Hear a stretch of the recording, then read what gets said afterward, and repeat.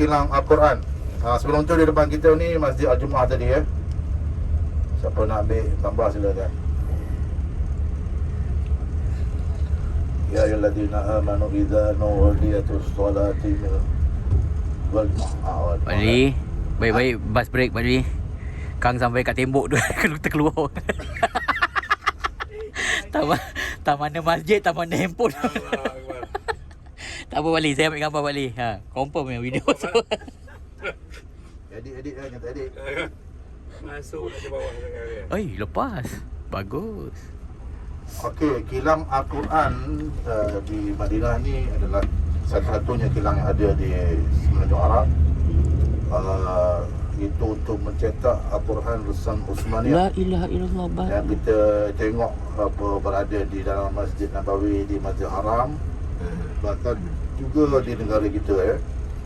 Di sinilah kilang Al-Quran dicetak dan disebarkan ke seluruh dunia ya.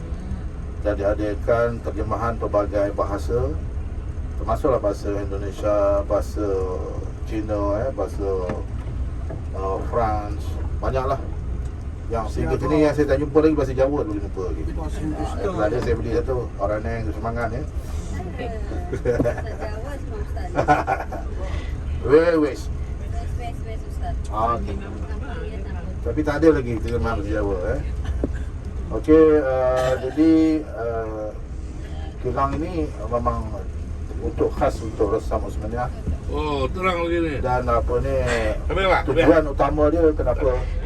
Supaya semua umat Islam dunia memakai Quran Resam Uthmaniyah yang diiktirafkan Quran yang sahih ya.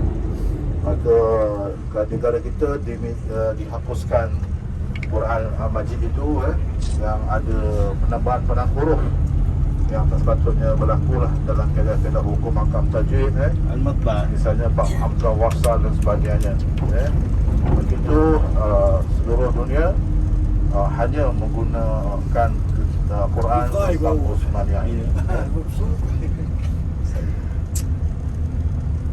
Okey, secara umum biografi Al-Quran ya. Siapa tahu berapa jumlah ayat Al-Quran?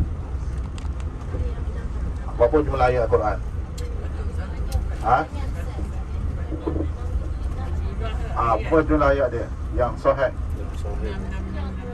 666 itu tak sahih. Tak sahih. Dan 1326 ayat. Itu dia ayat dia. Berapa surah 114 surah. Dia mula dengan surah Al-Fatihah, berakhir dengan surah An-Nas.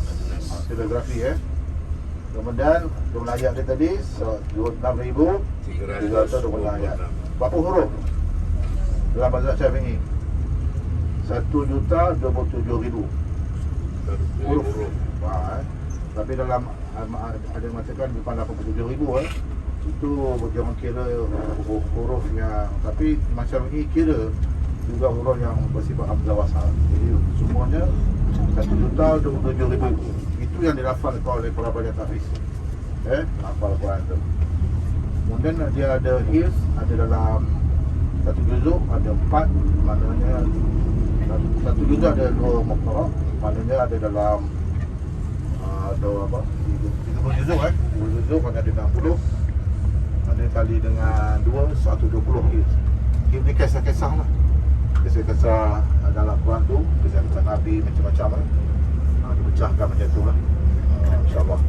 Maknanya biografi Quran ni atau kita tahu sikit banyak lah kan, kalau kita rasa ada cerita dari Quran nampak sikit dia punya biodata dia kan. Biografi tu biodata Biografi. Faham lagi sikit banyak kan. Kalau biodata macam saya punya cerita lah. Nama Pak Haji Bayang ni kan, lahir di mana? Di Australia. Buat tenang. Tenang InsyaAllah sikit banyak kita ambil maklum tentang Quran tu ya.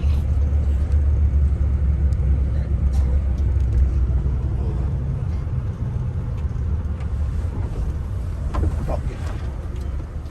Nama-nama Al-Quran ada disebut dalam Al-Quran juga. Dan yang pertamanya Al-Quran lah. Betul Yang kedua apa dia? Mari. Al-Furqan lagi. Al-Kitab. Al-Quran, Al-Kitab lagi apa?